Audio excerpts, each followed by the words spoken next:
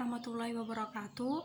Perkenalkan, nama saya Munafatin Al-Azizah, NIM 206190101. Di sini saya akan menjelaskan makalah komunikasi organisasi dengan tema perilaku organisasi dan komunikasi.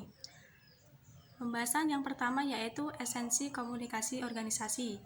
Komunikasi merupakan aktivitas dasar manusia.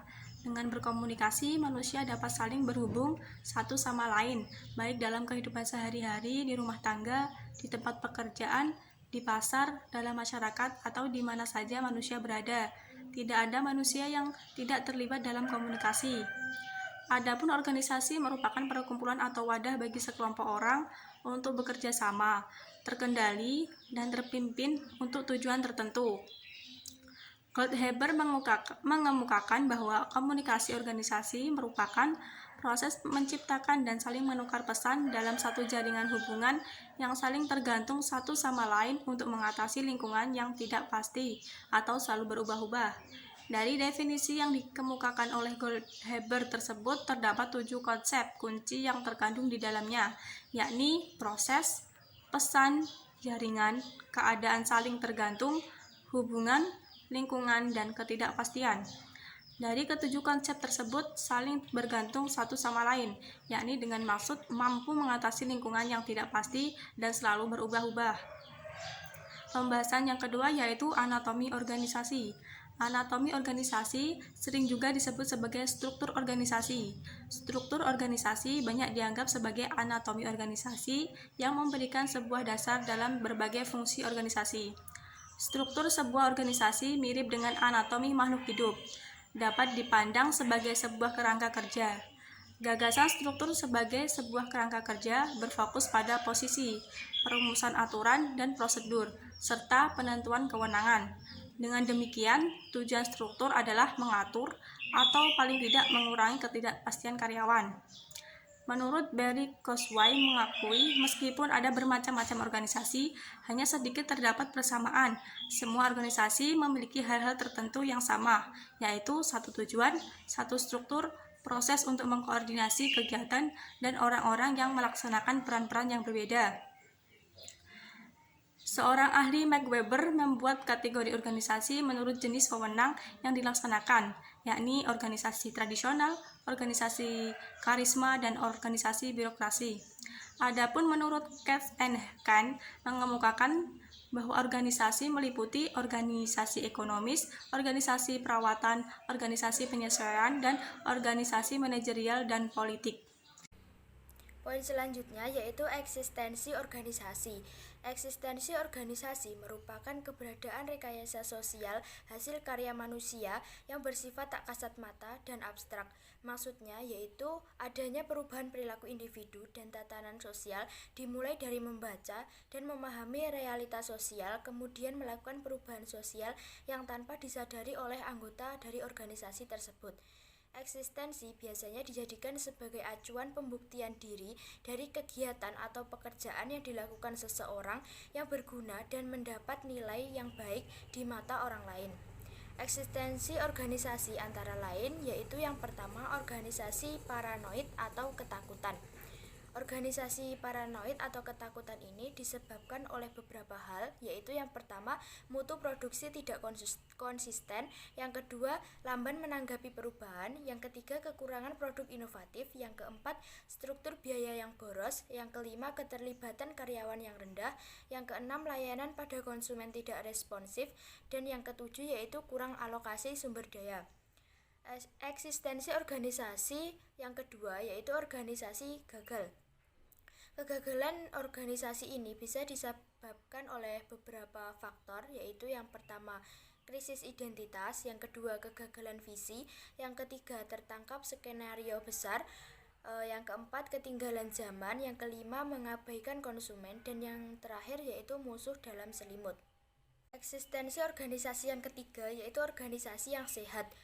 Organisasi yang sehat ini seperti halnya yang pertama mendefinisikan dirinya sebagai sistem, yang kedua mempunyai sistem penginderaan yang kuat untuk menerima informasi terbaru, yang ketiga mempunyai rasa tujuan yang kuat, Yang keempat, beroperasi dalam mode bentuk mengikuti fungsi.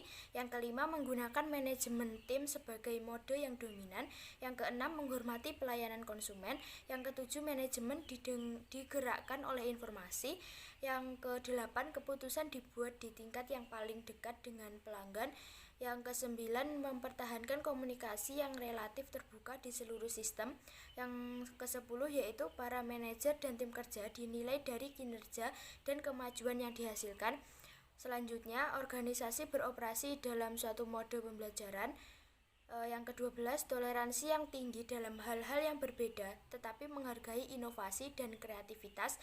Yang ke-13, memperhatikan kesejahteraan dan tuntutan keluarga.